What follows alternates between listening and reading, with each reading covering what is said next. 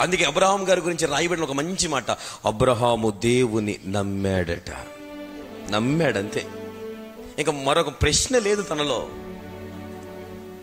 అబ్రహాము దేవుని నమ్మేను అని ఉంది అక్కడ, అంతే. జస్ట్ బిలీవ్డ్, అంతే. ఎంతగా నమ్మాడు తెలుసా? తనకు తెలియని మార్గంలోకి వెళ్ళేంతగా, తనకు ఎక్కడ ఉండాలో తెలియనంతగా, తన కుమారుణ్ణి దేవుని కోసం అర్పించేంతగా నమ్మేశాడు దేవుణ్ణి. హల్లెలూయా. అబ్రహాము వలె ఆయన మీద పరిపూర్ణమైన నమ్మికను కలిగి ఉంచుదుముగాక. నమ్మడం అంటే ఏంటి? పరిపూర్ణంగా ఆధారపడమేగా. ఒక నలుగురు ఒక పక్షవాయువు కలిగిన వాడిని యేసు ప్రభు ఉన్న ఇంటి దగ్గర తీసుకొచ్చారు. యేసు ప్రభు వారి ఇంటి దగ్గర తీసుకొచ్చిన తర్వాత అక్కడ జన సమూహం అంతా నిండుగా కనబడుతుందట. వారు అనుకున్నారట, యేసయ్య దగ్గరికి వెళితే వీనికి స్వస్థత వస్తుందని నమ్మారు. స్తోత్రం. కానీ అక్కడ పరిపూర్ణంగా ప్రజలు ఉన్నారు. కాళ్ళు తీసి అడుగు ముందుకు వేయడానికి లేదు.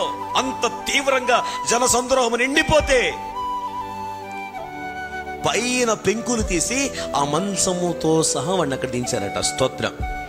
ఇప్పుడు చెప్పండి సార్, యేసు వారి విశ్వాసమును చూచి అనుంది.